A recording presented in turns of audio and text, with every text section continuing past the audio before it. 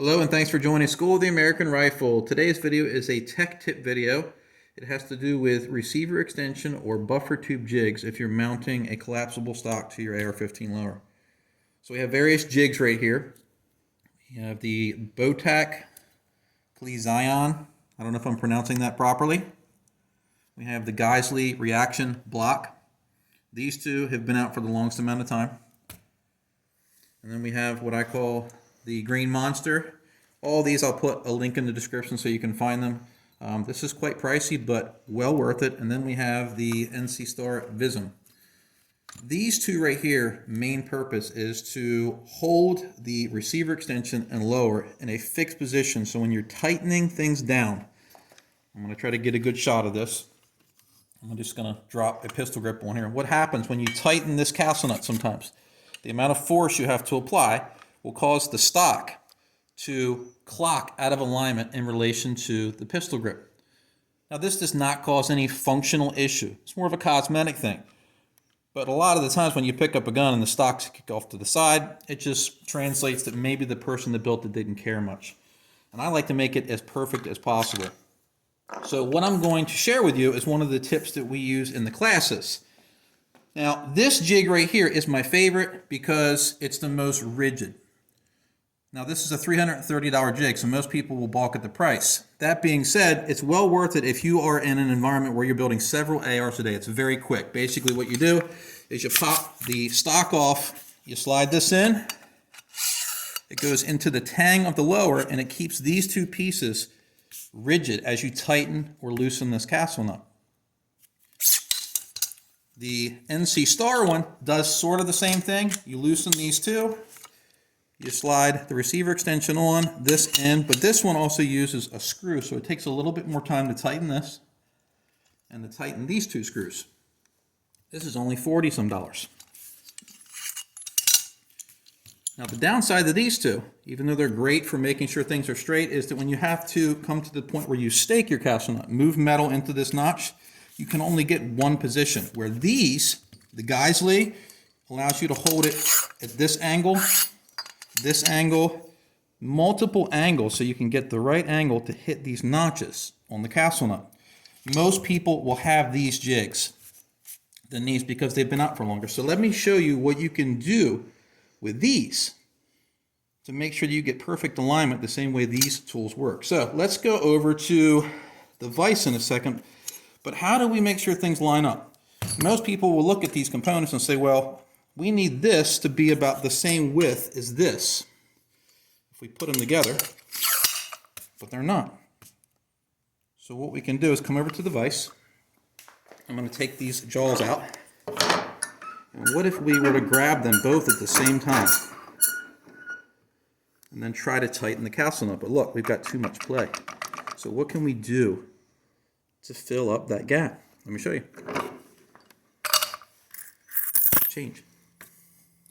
So for the Geissele, we're going to use, and this varies lower to lower because the thickness of this tang can vary. So for the Geissele, what we're going to do is take a nickel and a dime and put it on each side. A nickel and dime and put it there. And you can verify this if you have some even cheap calipers or micrometers. Measure the width of this, measure the width of your chain stack, and make sure they're close. Now these are close. I've already done them off camera hundreds of times. But let's come over to the vise, hold them in place, and lock it down. And now we have a perfectly rigid assembly. Or whether we're tightening or loosening here, you're not going to get any misalignment. And if you're taking apart an AR, this can be important because if you've ever loosened a castle nut, sometimes the tube walks and you gouge out the groove that they machine into it. So it can damage the component, not having them fixtured right when you're taking them apart. Now the Geissele is an expensive jig, it's $200, but a lot of people already own them. So this works great as a staking jig and an installation jig. Now these aren't taught to be used like this. I actually picked up this technique from a tip from Rooftop Defense a while back. They posted a picture when they were messing around in the shop, so I'd like to give credit where credit's due. This isn't my invention, this isn't my idea, but I'm sharing it with you all because I think it's a fantastic tip. So let's move to the Geissele, which is a much cheaper jig. This is about, I think, $60. So we don't use these for the Geissele. We use 2 pennies because this is thinner than the Geissele. So we would mount this.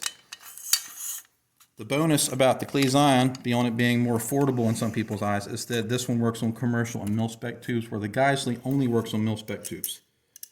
So we take a penny, put it on each side, and just to show you, with my calipers, what do we have here? We have 491, 492, 490, close enough. Come over to the vise. We'll line them both up and lock it down. Now this is where you could take another step further. Let me grab a tool.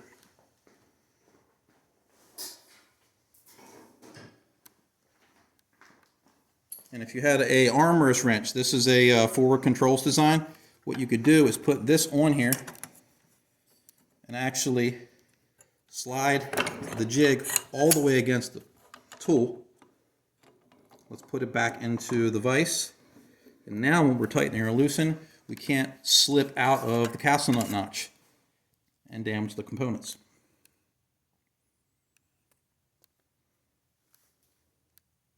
Now before you do this, the last tip that I'm going to give you is use your pistol grip screw before you put this into a vise. If you put this into a vise and you push really hard with the vise, you could crush this. So get a pistol grip screw and make sure it's not wider than this tang. So the typical grip screw, let's just measure it real quick. Make sure that we're still somewhat accurate. We're at 401 and we're at 376 here. So it's wider. If you try to put this in here, it's going to be wider than this and it's going to cause misalignment. But a standard Allen one is going to be narrower. Let's measure it. 370, 375. So basically seat this all the way, put your change in,